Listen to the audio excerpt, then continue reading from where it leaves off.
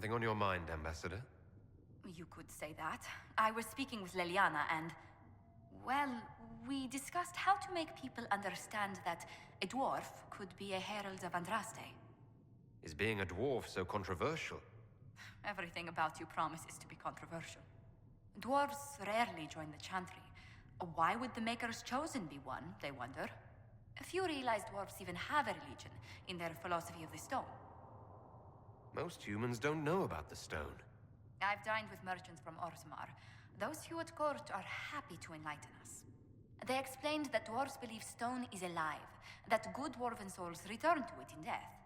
It was interesting, even if the Chantry mothers found it less than amusing. Some dwarves think rocks have feelings and their ancestors become ghosts. I don't buy it. That's fortunate. The Chantry is already worried about the mark on your hand. I wish I could help convince them I'm not a threat. There are stories about your past that may make it difficult. Leliana was telling me rumors that... it sounds preposterous, but... there are stories circulating that you were part of a criminal organization. The Dwarven Carta. I am. Or I was, until the Conclave. I was hoping... oh dear. Were you only smuggling at least? Exchanging a few goods on the surface? What makes you think I've never been to Orzammar? I thought you were without a caste. It was my understanding that dwarves born on the surface are casteless and barred from Orzammar. That's what the noble houses say. Some dwarves sneak in anyhow. I never did. The Carter kept me busy. Yes, about that. I do need to know the extent of your involvement in the Carta's activities. I was the buyer for fancy surface goods we sold to rich dwarven houses. Long hours, but peaceful compared to most Carter work. That is a relief. Perhaps we can make your former occupation sound... less unsavory. I'll handle the subject of your past carefully, Herald. I'm sure you can't miss that life. You're not interested in a dashing dwarven rogue who lived at the edge of the law? A dashing rogue? What? We can't quash rumors you were with the Carta, but if a more interesting one comes along... Thank you for the talk. I must ask Varric to draft something.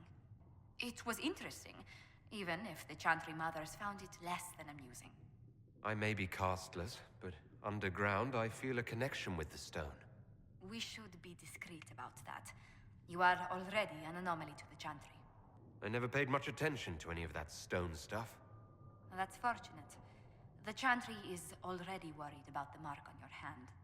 Tell them stranger things have happened. The Maker moves in mysterious ways and all that. Yes, he certainly does. That's out of my hands.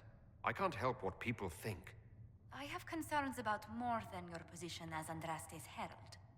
Leliana was telling me rumors that... there are stories circulating that you were part of a criminal organization. The Dwarven Carta.